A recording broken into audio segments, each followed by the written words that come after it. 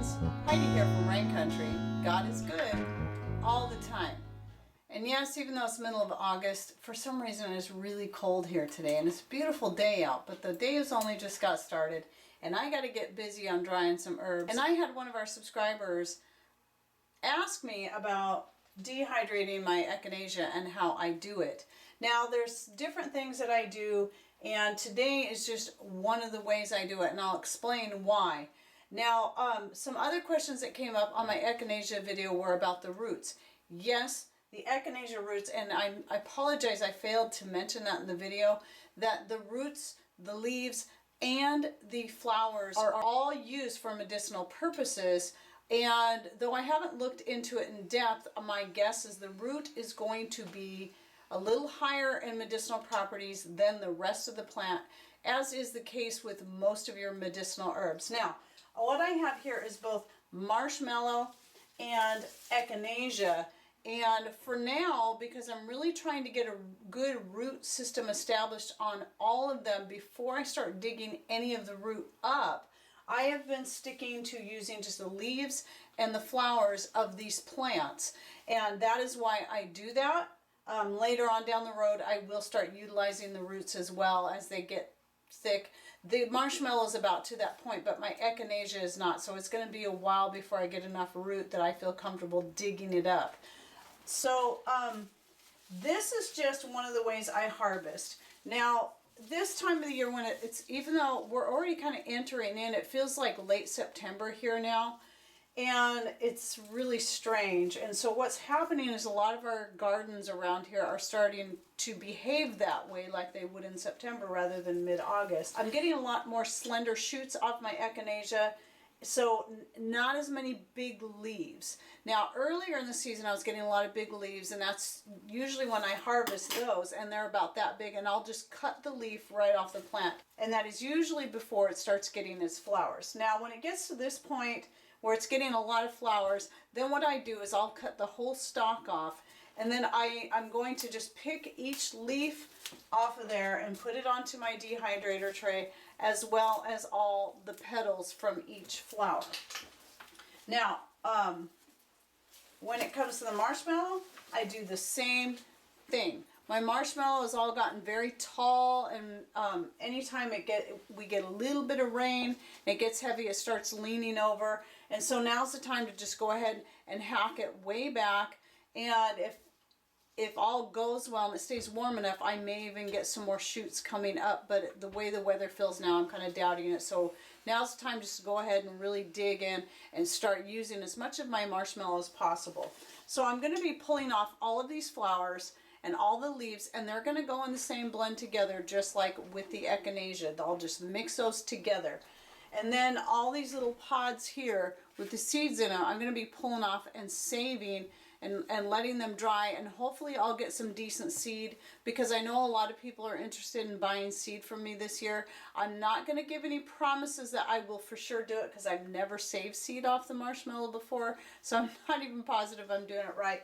But if it looks like I'm getting a lot of good seed, then I will certainly let everyone know. And those people who have already contacted me about it, you'll be the first, and I put you on the list, you'll be the first I contact. So, by the way, if you're interested in any of the seeds that I will have available, which won't be everything, but I'll have at least maybe 4 to 6 different types of seeds available, go ahead and send me an email to raincountryhomestead@gmail.com and let me know, and I will get your name on the list for some seeds.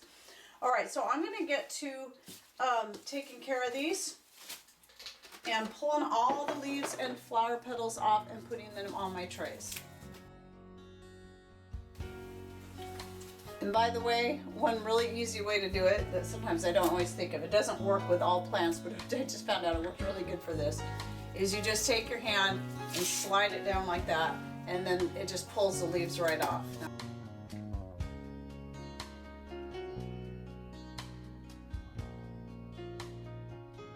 All right, I'm going to stop there for now. I'm not going to film the rest of that.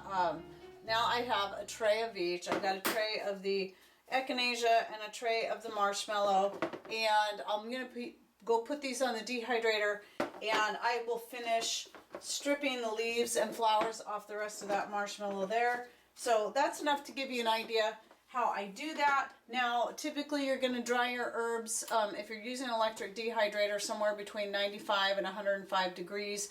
I sometimes go a little bit higher depending, since I have a Nesco with the stackable trays, depending on how many herbs I have or how many trays I have on there at a time. And I'll put the tray of the things that dry the slowest at the very top and the things that dry the quickest at the bottom. But you can also go through and just keep rotating. For me, that's the best way to do it, because I do not run my dehydrator at night, since I run it off of solar power and I don't want it draining our batteries through the night.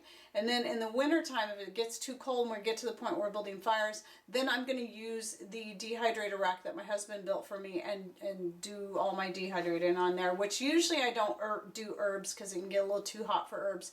But I'll do like apples and pears and beef jerky and orange peels and stuff like that on that. So now the other question I had is, how do I use the Echinacea? Okay, right here is a completed jar, or filled up and vacuum sealed, of Echinacea from this year. So you'll see there's no flowers in this one, because I'd only recently started getting flowers, so I hadn't started adding the petals to it yet.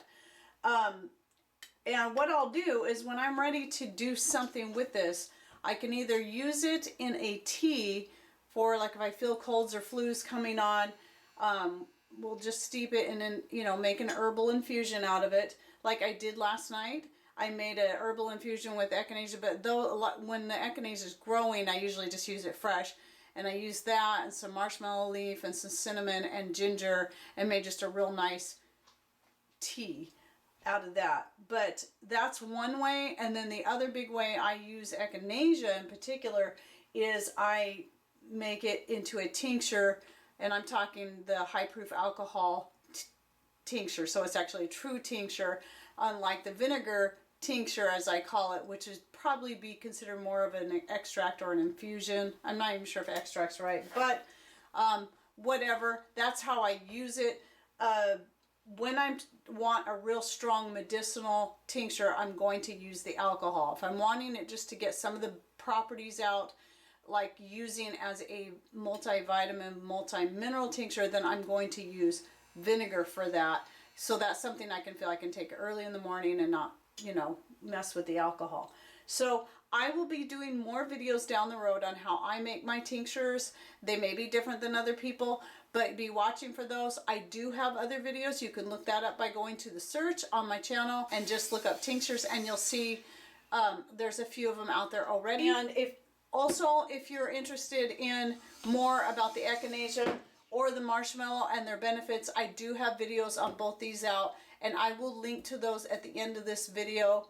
So go ahead and check those out. And again, like I say in all of my herb videos, they really are just kind of scratching the surface of all the medicinal properties that all these herbs that I grow have.